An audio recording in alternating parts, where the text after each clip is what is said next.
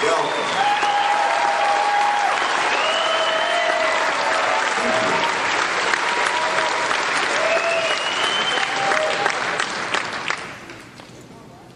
I told Sheriff Joe, if we beat Obama with a cane, he's going to have to get me out of jail.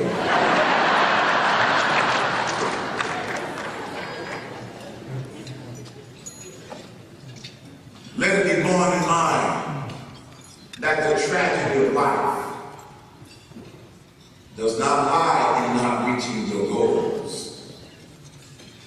The tragedy lies in having no goals to reach for.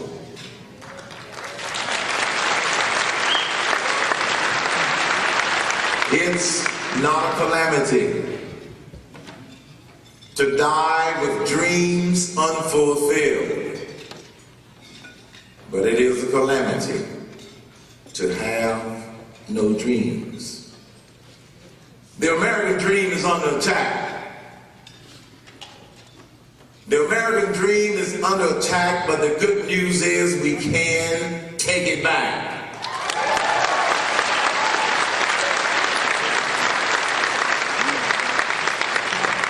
Our founding fathers got it right. They got it right when they said, we hold these truths to be self-evident, that all men are created equal, that they are endowed by their Creator. It said their Creator, not the governments, not the presidents, endowed by their Creator.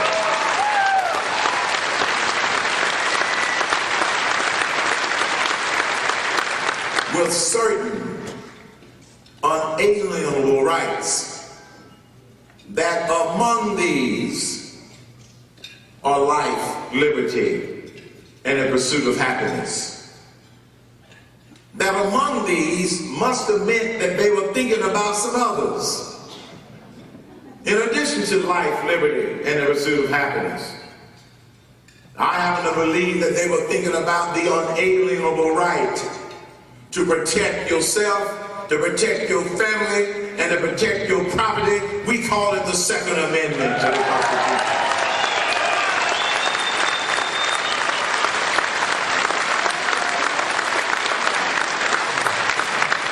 The founders, they got it right with the Declaration of Independence and with the Constitution of the United States of America. But the dream is under attack because we have become a nation of crises. We have an economic crisis. We have an entitlement spending crisis. We have an energy crisis. We have an illegal immigration crisis.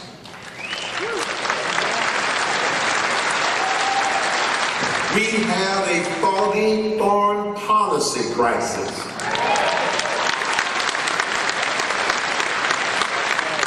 We have a moral crisis. And the biggest crisis we have is a severe deficiency of leadership in Washington, D.C. and the White House.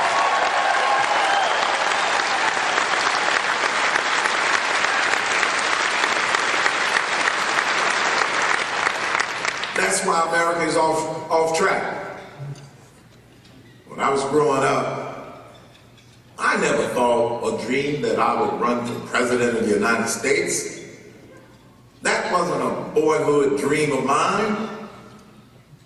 My mother was a domestic worker. My father was a barber, a janitor, and a chauffeur. Came from very humble, hard-working parents. My American dream was, when I grow up, I want to make me some money. Because I was broke.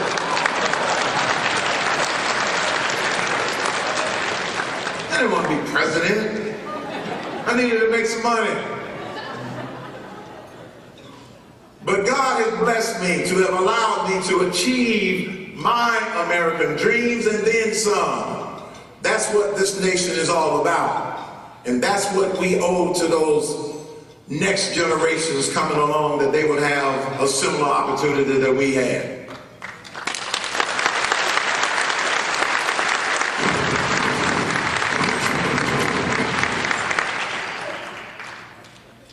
All of these crises can be fixed. That's what problem solvers do. And regardless of which one of them you're talking about, you solve problems. Business people solve problems the same way. When I was a mathematician with the Department of the Navy, early in my career, I was a ballistics analyst. I worked on developing fire control parameters for fire control systems. And whenever you got ready to do a ballistic analysis, the first question that you would have to answer, where's the target? Now that might seem like common sense. Where's the target? In a business world, when you get ready to solve a problem, you start with, what's the right problem? If you don't start with the right problem, you're not going to get the right answer. Because problem solvers, leaders, start with making sure you're working on the right problem, that you assign the right priority. You surround yourself with good people to be able to put together the plans in order to be able to solve the problem. That's what we need.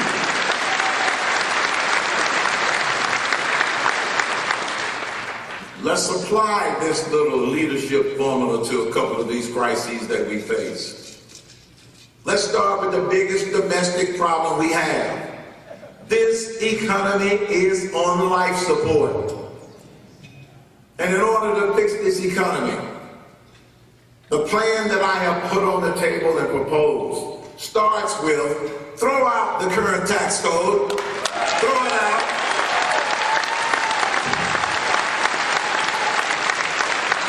It can't be fixed or tweaked. And then let's pass a 999 plan.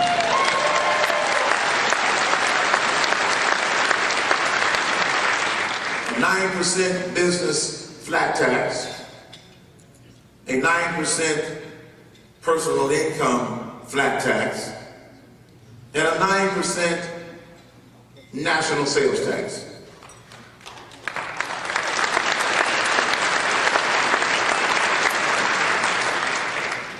As you probably saw in the last debate, all of my competitors are coming after me in 999. That's what you do when you don't have a good plan of your own. You attack the other guy.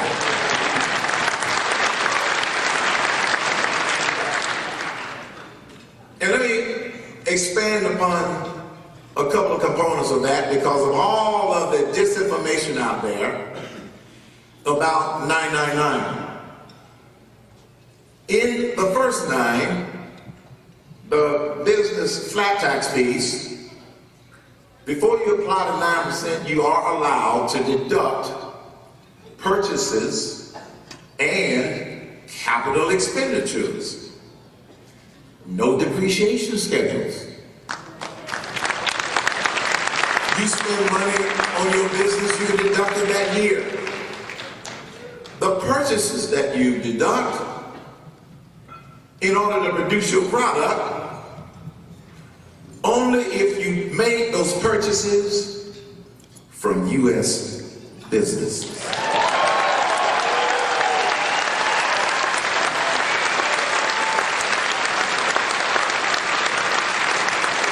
That levels the playing field, folks. It allows our products to be competitive with the rest of the world because you take out those embedded taxes. And that's what's causing us not to compete.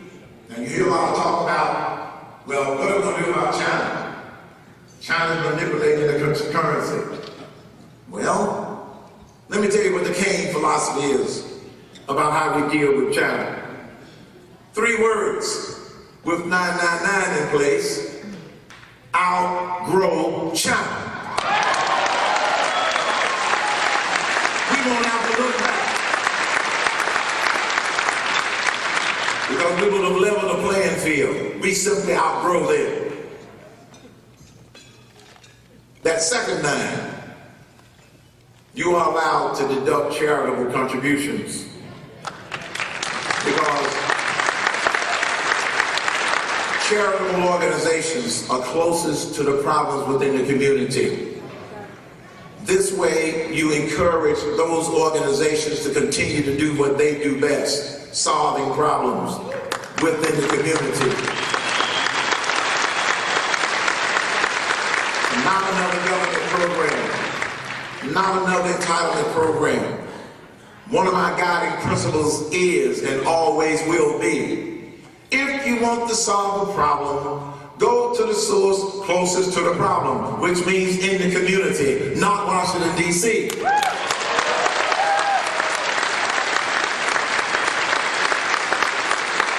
And then on the third 9, this is the one that's causing liberals' brains to explode. A 9% sales tax. I don't know how many of you all saw Meet the Press on Sunday, but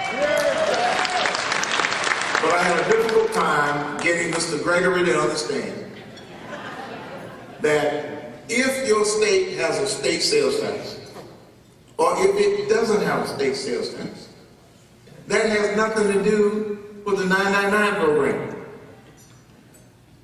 We are replacing the existing tax code, a 10 million word mess, with 999. He kept wanting to add state sales tax to one of the 9s. I said, David, work with me here.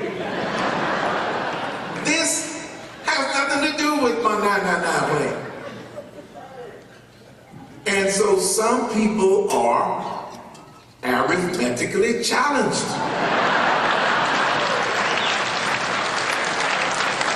We developed 999 to be bold. And we wanted to end up with the lowest possible rate on the biggest, broadest base. We wanted to satisfy 5 criteria. We wanted it to be simple. 999.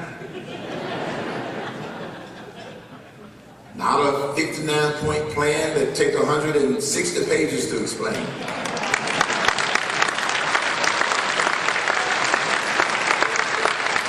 We wanted it to be transparent, such that the public would know what it is. 999. We wanted it to be efficient. We spend collectively $430 billion a year filing and complying with the tax code. $430 billion. Now we won't have to spend that $430 billion. You get to keep that money. We wanted it to be fair. Not Washington's definition of fair, Webster's definition of fair, which is everybody gets treated the same. No loopholes for anybody. No loopholes.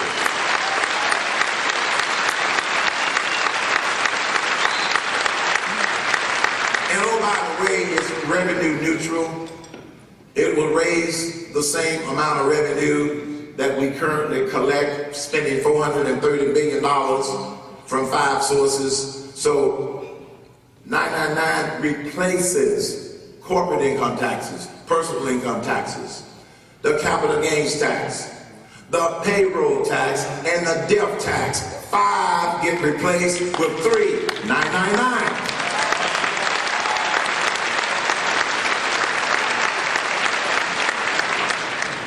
This is the hardest part that the liberals have trouble with. Well, it's going to be regressive on the poor. No, it's not. Here's why. Because we're going to take out the embedded taxes, or I sometimes call them invisible taxes, the price of goods will actually go down. Allow me to explain. Let's take a loaf of bread. The farmer who grows the wheat tries to make a profit. Got to pay taxes on that profit. The flour miller who converts the wheat into flour got to make a profit. Got to pay taxes on that profit. The flour miller who sells the flour to the baker's got to make a profit. The baker sells it to the grocery store. The grocery store has got to make a profit. Pay taxes on those profits. And then when the grocery store sells it to you, who do you think is paying the taxes on all those profits? We are. They are called embedded taxes, invisible taxes. Now, remember the first line when I said to deduct purchases? That's why we take out the embedded taxes. So on that loaf of bread, the prices aren't going to go up. We're going to replace those 5 embedded invisible taxes with 1 visible tax, 9. That's how it works. So it's not regressive on the food. I plan to have the 999 legislation passed within the first 90 days of my administration because people can't keep waiting.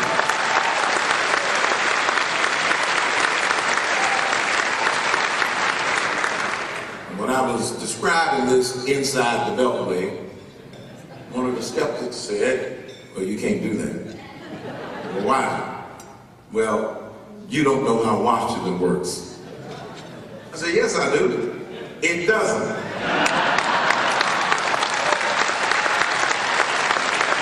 I need to learn how it does not work.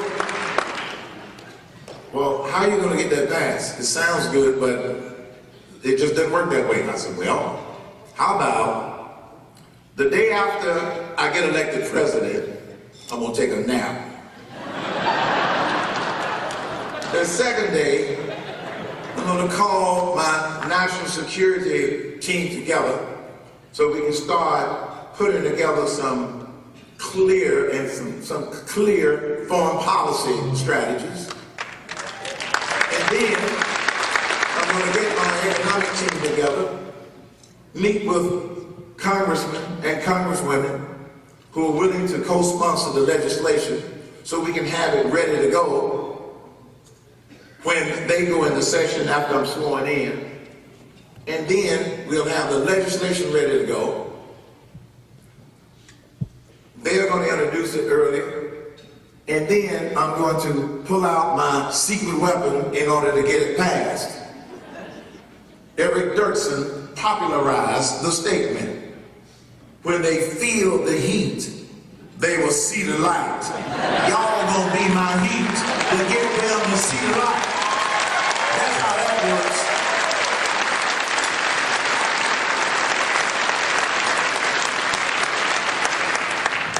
Because after we get the legislation introduced, I'm gonna go to the American people. I just explained the whole thing.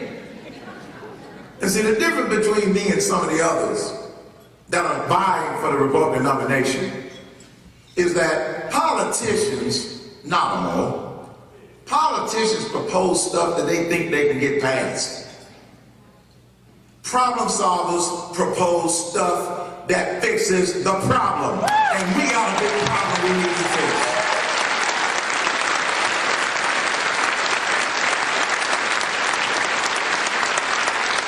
So when I leave here tonight, head to Vegas, we got another little debate tomorrow night, so they're going to be taking up their shots again.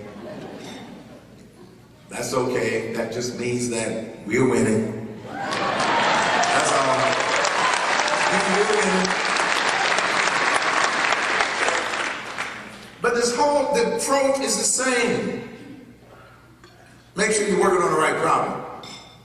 You set the right priorities. Surround yourself with good people.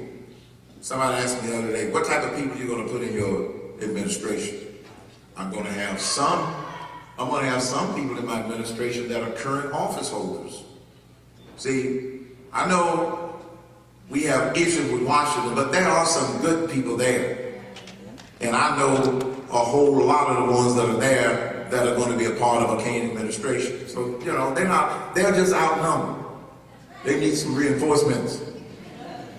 And so I'm going to have some of the people who know how to navigate some of the things in Washington, D.C., but I'm also going to have a whole lot of retired CEOs, business people in my administration who understands how this economy works.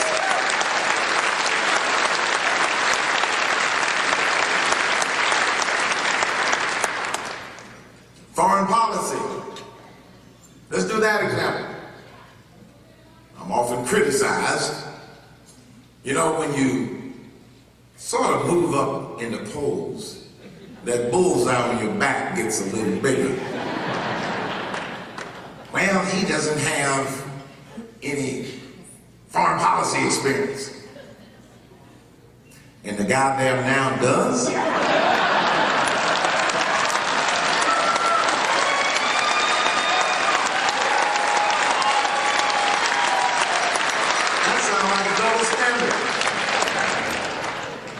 At least I have a foreign policy philosophy. And if you have a solid philosophy with solid principles, we got plenty of people to help me work out the details of this stuff. Let me tell you what my foreign policy philosophy is, which is an extension of the Reagan philosophy. Reagan's philosophy was peace through strength.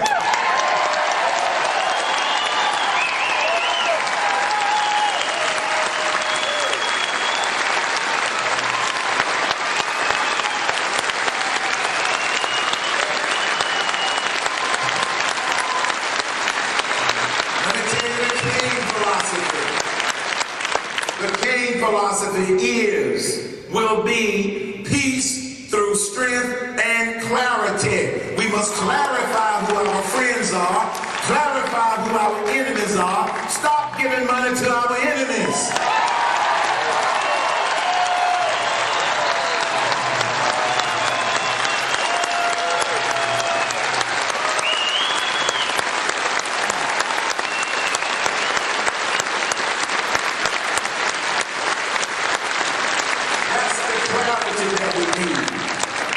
And when we clarify who our friends are, this president will tell the rest of the world who our friends are and who are we going to stand with, starting with the nation of Israel. We will stand with Israel.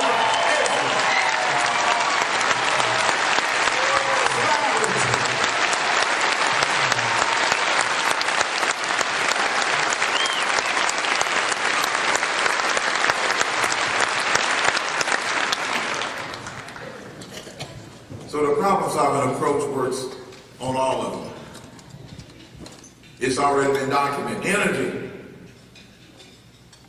We have the resources to become energy independent. We just haven't had the sense to become energy independent.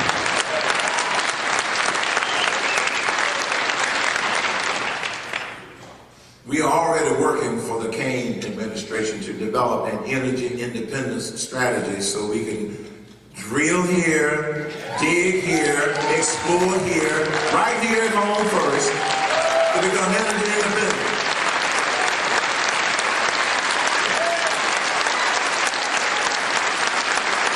I don't know about you, but I don't like being dependent upon folk who don't necessarily like us for oil. Do you realize that our dependence on foreign oil is not only an economic imperative, it is a national security imperative. The world is not safer.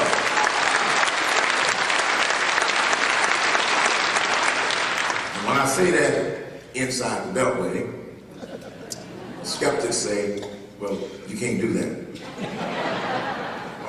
Why? I'm going to be president.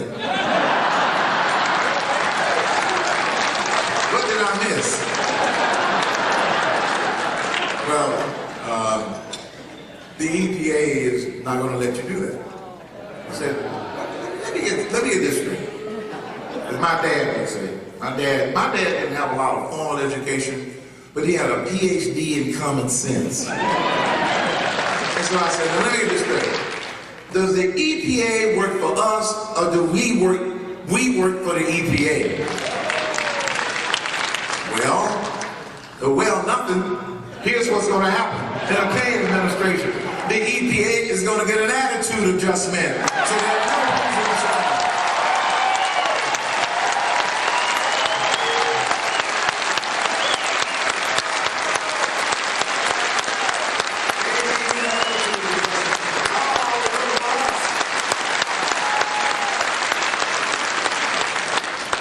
Somebody said, well, that's just tough talk. Well, take a look at my record. It's not just tough talk. Well, what if you can't bring about an attitude adjustment? We have something called the United States House of Representatives that could totally defund that sucker if we need to and start all over. And do it right this time. But I'm going to give them a chance to change their attitude first. I'm trying to be nice, Sheriff Joe.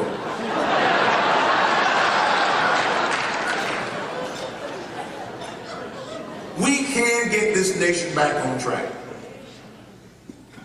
And I happen to believe that we will. Very quickly, following the hour straw poll, there were some pundits who thought that Herman Cain and his campaign should just hang it up because we didn't spend a lot of money like some of the others to try and influence that straw poll. We finished in 5th place in that hour straw poll. We weren't raising $8 gajillion. So they thought, well, Cain's campaign is done. And if I had listened to the pundits, we would have just shut the door, went home and said, okay, we tried. But you see, that was something going on that the pundits and the media didn't understand. They didn't understand it. It wasn't until the Florida straw poll that they finally started to go, wait, what's happening? I can tell you what's happening. But it didn't just start with that Florida straw poll. That Florida straw poll sent 2 very significant messages. Number 1, the voice of the people is more powerful than the voice of the media.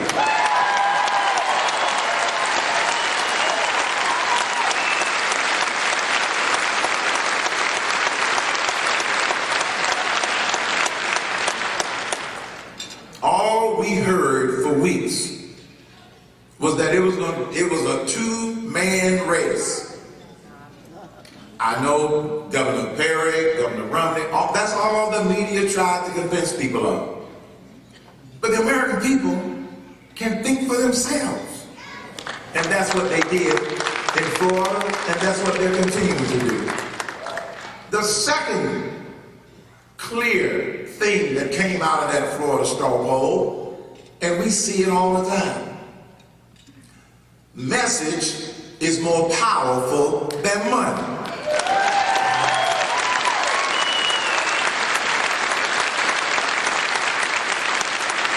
Yes, we do need some money. Yes, we do need your help. But I was just loving it when they were presenting it on one of the TV shows the other morning. Well, all of the campaigns have, made their report for the end of September. We have to get that in by the 15th of October.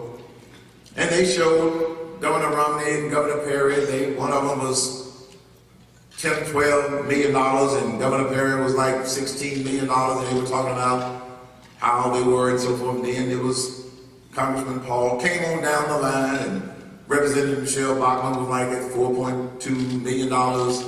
And then there's little old Herman Cain down there at $2.8 million. And they said, but what we don't understand is Cain didn't raise as much money, but he's winning. Go figure.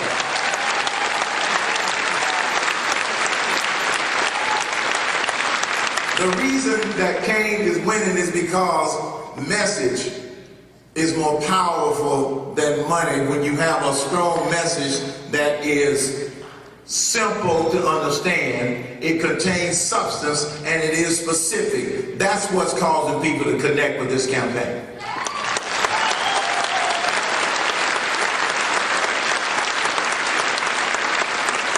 And so, to dispel any rumors or speculation, we are in this to win it.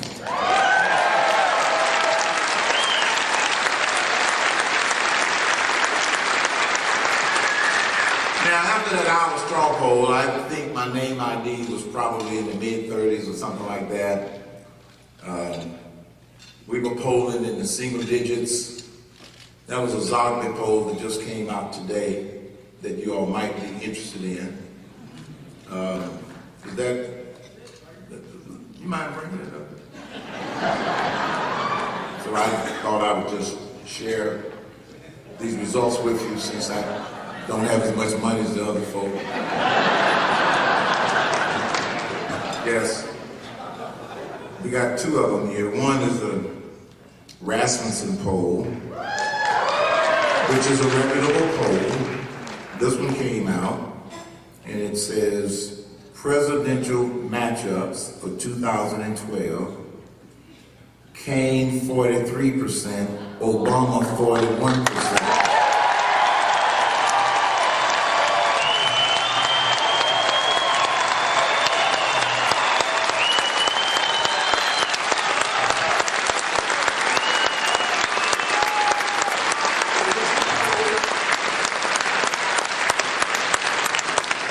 Consider this.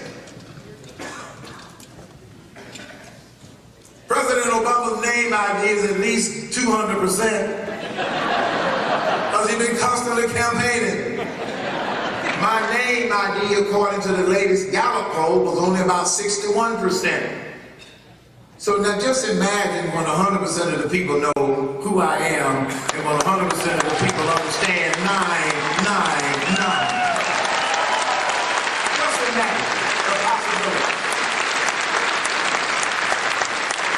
Here's what I need you all to do to help take back this country.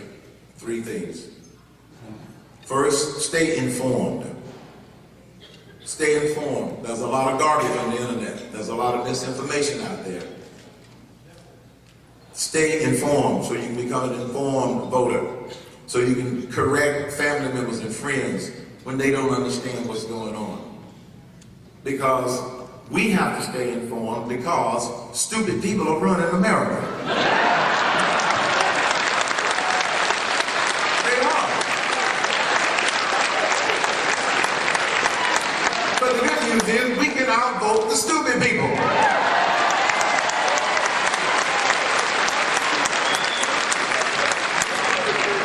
I love it when reporters go, Mr. Cain, don't you think that's being a little bit insensitive? What do you mean a little bit insensitive? When you're calling people stupid. They are stupid! I get in trouble, Sheriff Joe, for being so direct. I went to the Sheriff Joe School of Political Correctness. And I graduated.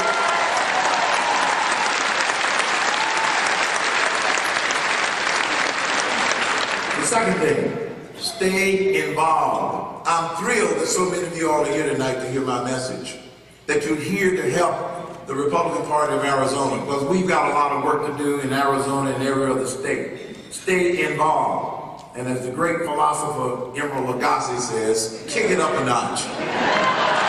Kick it up a notch. I can see the headline tomorrow. Herman Cain thinks Emeril Lagasse is a philosopher. You know, America needs to lighten up, you know?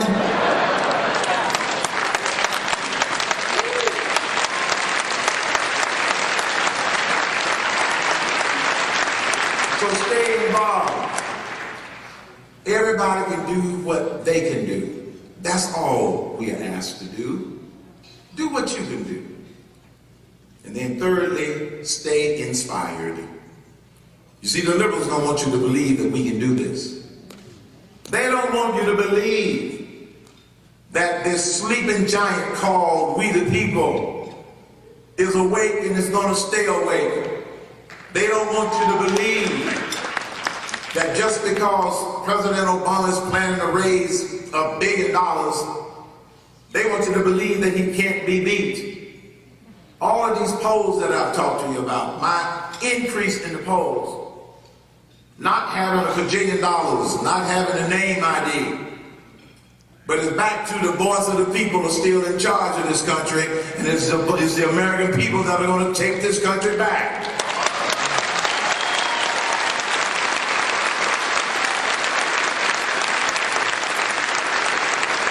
So stay informed, stay involved, and stay inspired.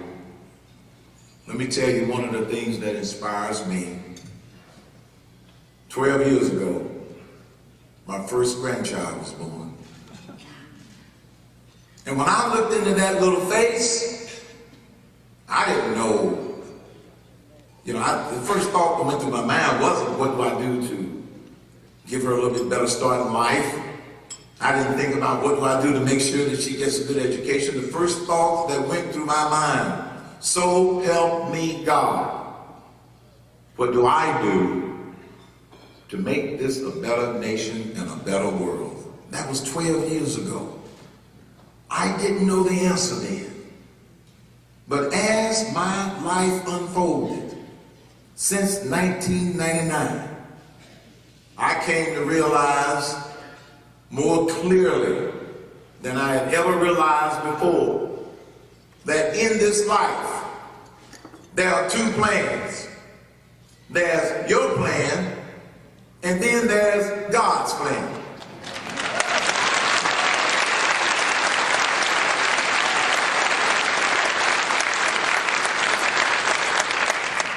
And as I thought about that little face and all of the other little faces, the thing that I kept thinking about is not about us, folks.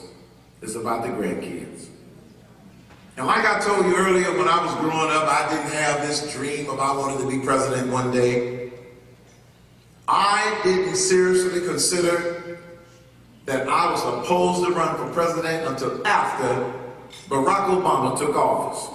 When I watched him systematically weaken this nation economically, weaken this nation militarily, weaken our image in the world.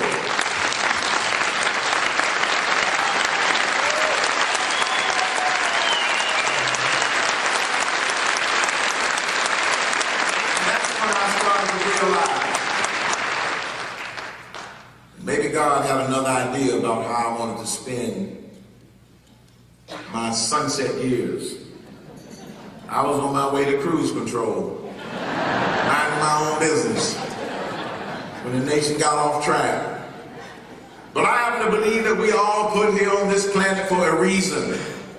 We all put here to use our individual time, talents, and treasures to make a difference in our community, our state, and our nation. And we all have to look inside of ourselves and say, what can I do in order to make a difference and change things in the direction that we want them to go? I had to do some strong soul searching, some deep praying and praying and praying before I finally decided that this was the journey that I was supposed to be on.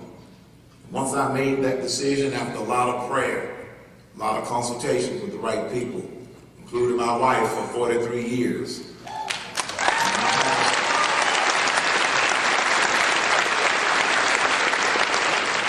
After making that decision, just like every decision that I made in business, once I made a decision and I know that it is the right decision in my heart, I never look back.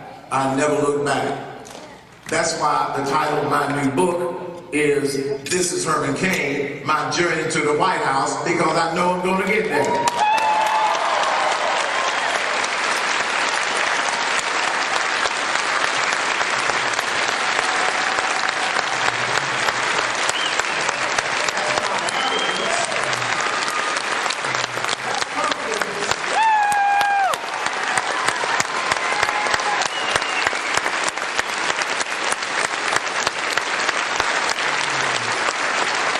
So my challenge to you is to do what you can do, whatever that is. If I'm not your favorite candidate, then support your favorite candidate, but do what you can do in order for us to take back this nation and get it on the right track. Ronald Reagan, one of our greatest presidents, used to remind this nation about this thing that's so precious that we call freedom. He said, freedom is never more than one generation away from extinction. We can't pass it on in the bloodstream. It must be fought for, protected, or one day we will spend our sunset years telling our children and our grandchildren what the United States of America used to be like when men were free. I'm not going to have that conversation with my grandkids, and I don't think you want to have that conversation with your grandkids.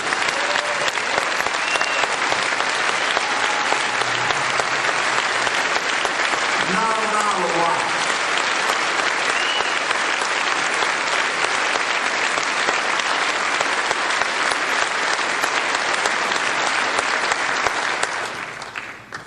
And President Reagan used to remind us of something else.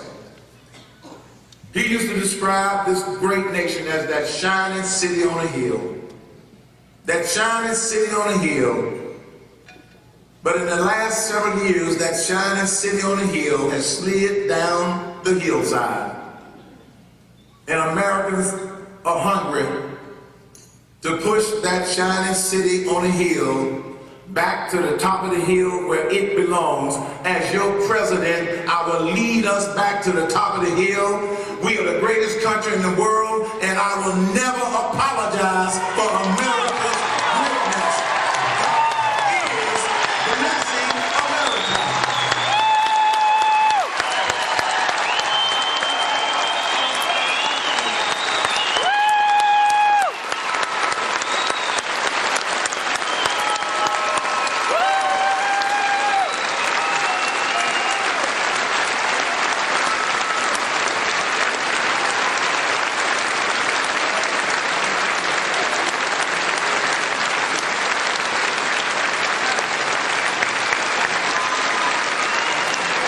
Something that Mr. Cain didn't tell you about this poll that he read from where he was beating the president 43 to 41. Something Mr. Cain didn't tell you about this poll that I handed him. I brought it here for this purpose.